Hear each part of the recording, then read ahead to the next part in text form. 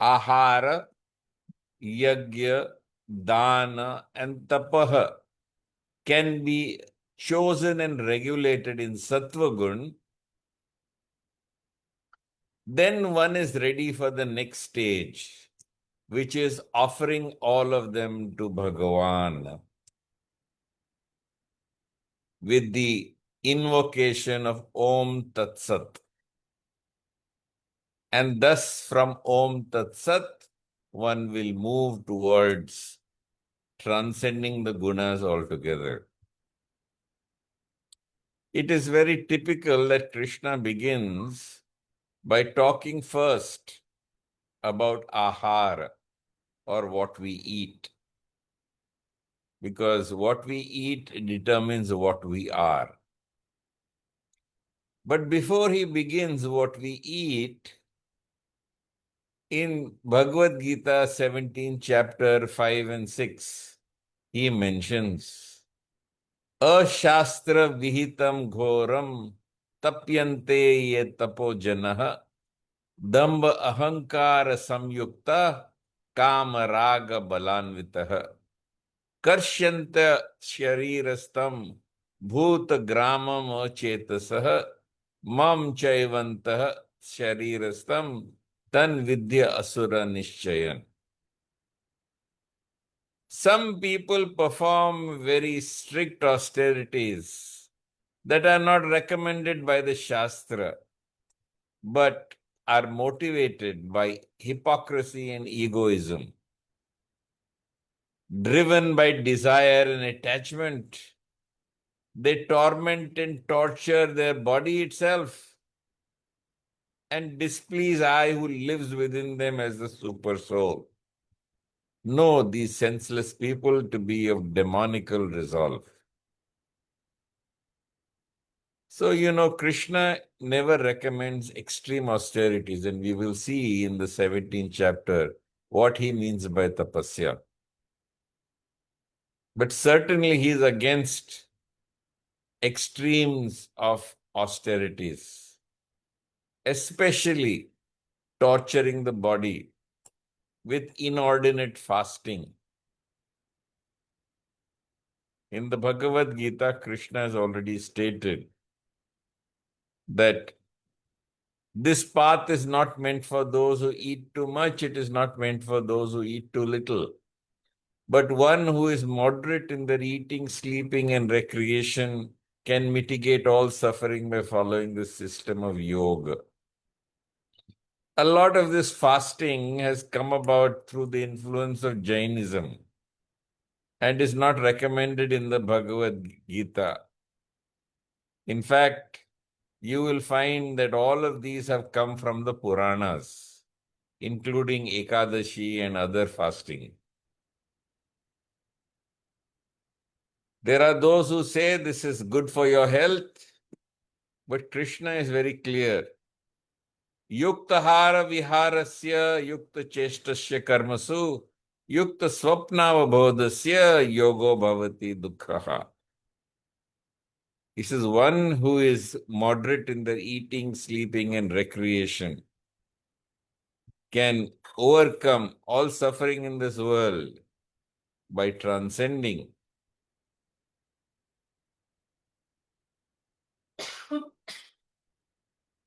this, by following the system of yoga. So, having said this and having indirectly discouraged fasting, Krishna goes on to describe how food can fall into the three gunas.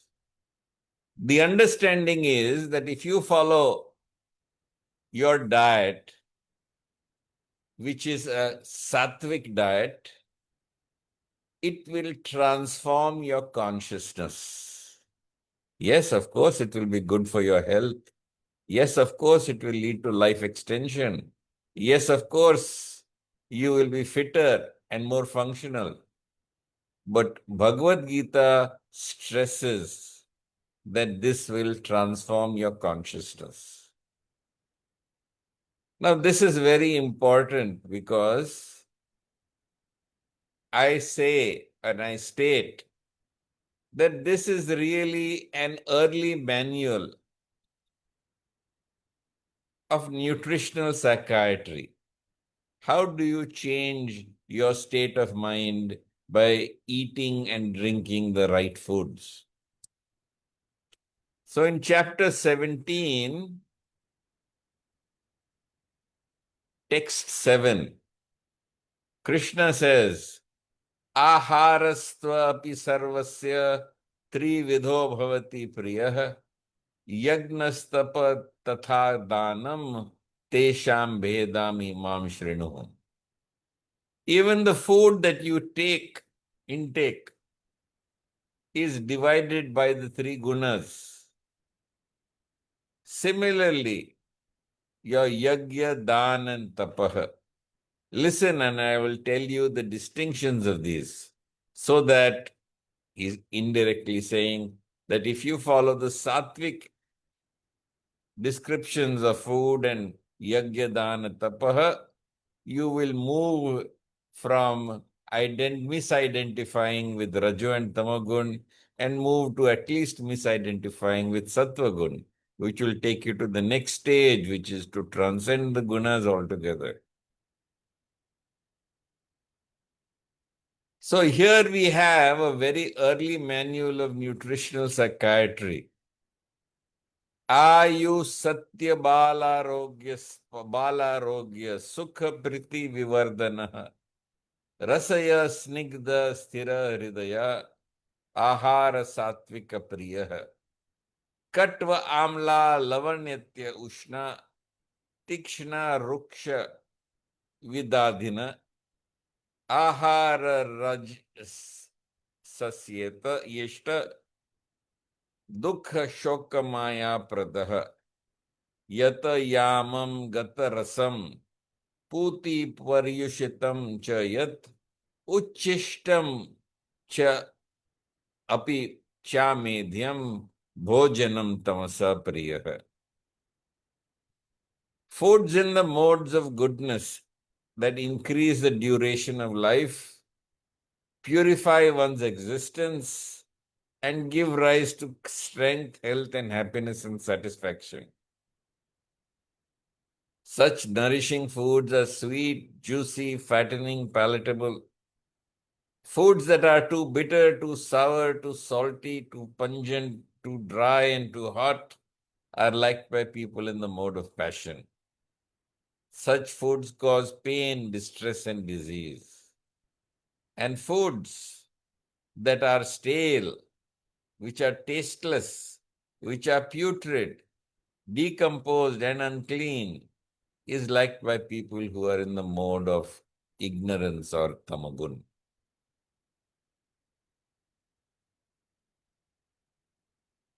The food that we eat has a drastic effect on our consciousness, and our consciousness has an effect on our behavior.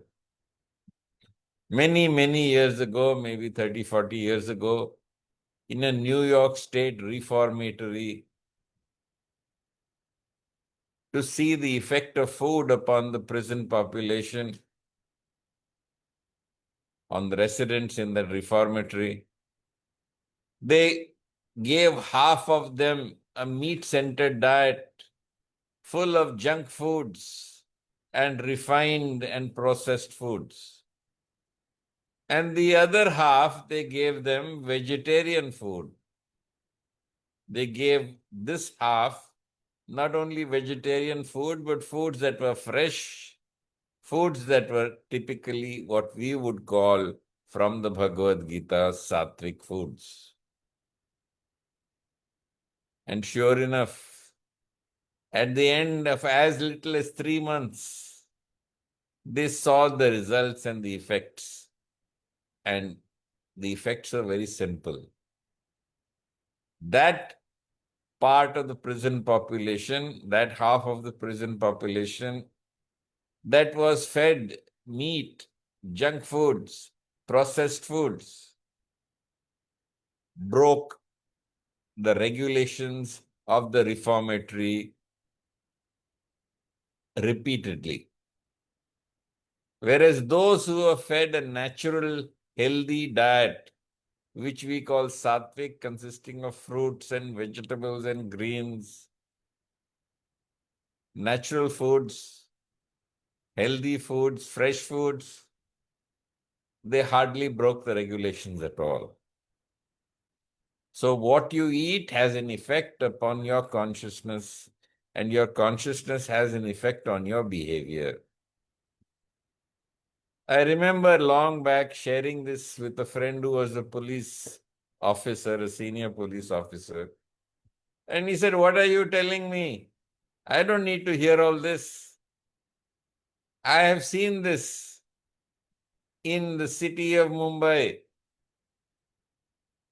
And in the city, I see that as far as violent crimes are concerned, it belongs essentially, the people who perform violent crimes are essentially those who eat a meat-centered diet. Whereas those who are pure vegetarians or communities that are pure vegetarians, they do not figure in the violent crime statistics at all." So this was an interesting revelation to me at that time. And this is what I used to tell people in my lectures on "You Are What You Eat." But today, there have been many, many advances. And what advances have occurred? These advances are those that give us now a reason, that give us, in fact, a method by which we can understand why this occurs. So what do we mean by how this occurs? So you can see what are the effects from nutritional, biochemical, and microbiological perspective. You must understand that you have two brains.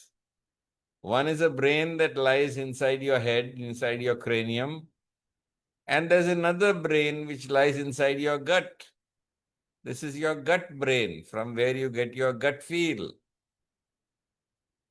And the gut processes foods depending on the microbacteria that are there within the gut.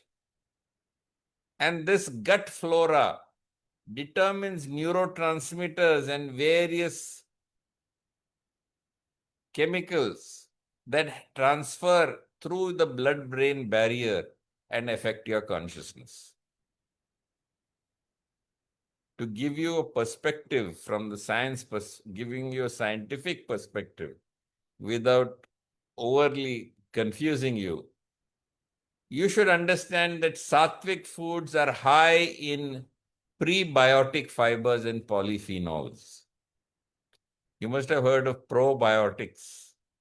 That is, you take orally things like lactobacillus, which you get in your chas, which you get in your dahi, which people have commercially manufactured and are producing like Yakult. So these are probiotics. And then there are what we call as prebiotics, which are food for that type of bacteria, so that that type of bacteria will act better and remain longer within your gut. So sattvic foods are high in prebiotics and in polyphenols. These prebiotic fibers and polyphenols act as food and fuel for beneficial microbes like bifidobacterium and lactobacillus. What do these bacteria do? They ferment fiber into short-chain fatty acids, primarily butyrate. And this butyrate strengthens the intestinal barrier so that, in fact, inflammatory substances do not pass from your gut into your bloodstream to cause inflammation and cross the blood-brain barrier. In fact, This butyrate stimulates the production of brain-derived neurotrophic factor, which is known as BDNF. And the result of this BDNF, or brain-derived neurotrophic factor, is that it enhances your thinking ability. It gives you calmer emotions. It gives you shanti. The foods that are considered rajasic, which are bitter and sour and salty and hot and pungent and dry and burning, Krishna says they cause pain, grief, and disease. So, highly processed junk food, excessive caffeine, extreme spices, over-salted snacks. So, spice is seen in capsaicin and excessive salt. Both of these alter the mucosal lining. They also deplete the bacteria known as Lactobacillus murinus, which can lead to a rise of pro-inflammatory Th17 cells. This triggers the gut-brain connection, which is known as a hypothalamic pituitary adrenal axis. And this burning sensation is not just oral, it is a systemic stressor. It promotes sympathetic dominance. You have two parts of your autonomic nervous system, parasympathetic and sympathetic. Parasympathetic helps your body to rest. It helps your body to produce gastric juices and intestinal juices. It helps you to nourish and nurture yourself. Whereas sympathetic dominance comes with adrenal discharge, with fight or flight. All of this results from excessive salt, capsaicin, inflammatory cells that cross your gut barrier and then your blood-brain barrier. And this results in agitation, anxiety, and restlessness. And this is the passion that leads to grief. This is the irritable part of what is known in gastroenterology as the irritable bowel syndrome. Whereas tamasic foods are dead foods, highly processed meats, leftovers kept for too long, alcohol and foods laden with chemical preservatives. They encourage the overgrowth of proteobacteria and they lead to a decrease in microbial diversity, the hallmark of every chronic metabolic disease. So in the gut-brain connection, it is the realm of what is known as metabolic endotoxemia. So you get a leaky gut syndrome. Lipopolysaccharides, toxins from dead bacteria leak into the bloodstream. And this causes low-grade inflammation that crosses the blood-brain barrier. It produces brain fog, lethargy, depression, the very darkness and inertia described in tamas. So I want you not to believe what I'm saying. I want you to try this for yourself. Switch your diet and observe over a 3-month period what happens to your consciousness. When you consume sattvic foods, you are cultivating a microbial sangha, a community of bacteria that produce GABA and serotonin. Conversely, a tamasic diet creates a state of tamas by poisoning the gut-brain axis with inflammatory markers. So this is very important to understand. Also, I'll give you an explanation as to why eating meat makes you more aggressive. It is now clearly known that eating vegetarian diet increases the amount of tryptophan, amino acid, and this is converted eventually into serotonin, which calms your brain. Now, this works very well when you're on a vegetarian diet. But should you start eating a meat-centered diet, what will happen is that you will get other amino acids that compete with tryptophan. And therefore, the valine, the leucine, the phenylalanine, all of these result in keeping tryptophan diminished in the brain. And therefore, serotonin is reduced in the brain. Therefore, what happens is you become more aggressive, you become more irritable, you become more restless. So, this is the reason. Plus, it is very important to understand that your life is also reduced when you eat the wrong foods. So, what do you mean by life is also reduced? The life is also reduced because when you eat a meat-centered diet, what really happens is that you get several substances which create shortening of your lifespan. There is what is known as the mTOR pathway for growth. And you get more and more mTOR pathway growth. And therefore, there's not enough time for autophagy or the body's internal cleanup process. Plant-based diets reduce IGF-1 or insulin-like growth factor, whereas high levels of IGF-1 are strongly linked to increased cancer risk and accelerated aging. The telomeres are longer in people who eat antioxidants and phytochemicals. And on the other hand, when you eat a meat-centered diet, the rajasic part leads to TMAO, TMAO, which is trimethylamine N oxide.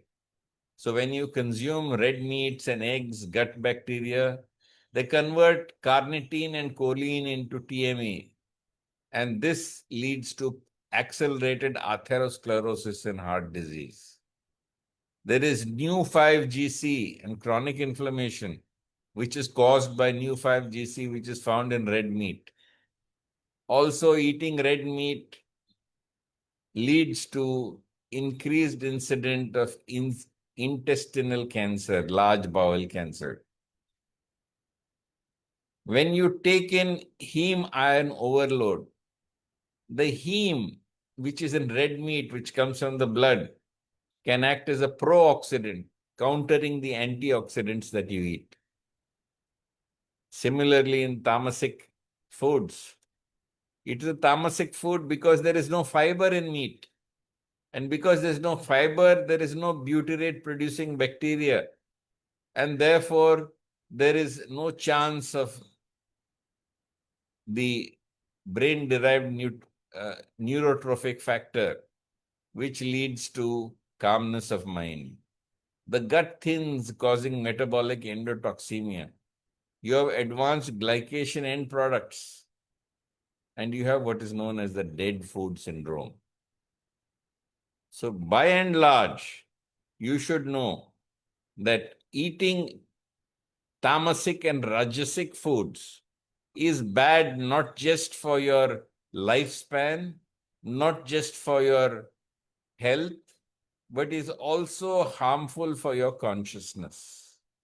And therefore, it is so important that we realize that we are what we eat. And when we realize we are what we eat, automatically what we eat transforms our consciousness. So while he talks of yajna, dana, and tapaha, he begins by asking you to avoid extreme sacrifices or extreme austerities, which I read as excessive fasting and torturing the body, and then goes on to describe sattvic, rajasic, and tamasic foods. Not just for long life, good health, but also more importantly for your consciousness. So it's important that this is to be seen as an early manual of nutritional psychiatry. And you will find that people who eat vegetarian foods are less violent and less aggressive than others. So with this, I will conclude today's session. If there are any queries or questions, I will be happy to answer them. Thank you so much, Shantnuji, for today's session. My first question is, how can modern lifestyles create Rajasic or Tamasic tendencies? That's it, what we've just discussed. That the food that you eat ultimately goes on to form your consciousness. In the Chandogya Upanishad, it is described that all food that you eat is divided into three portions. The most coarse food, most coarse part of the food forms the stool. The middle part of the food that you eat forms your flesh. And the subtle part of the food that you eat forms your mind.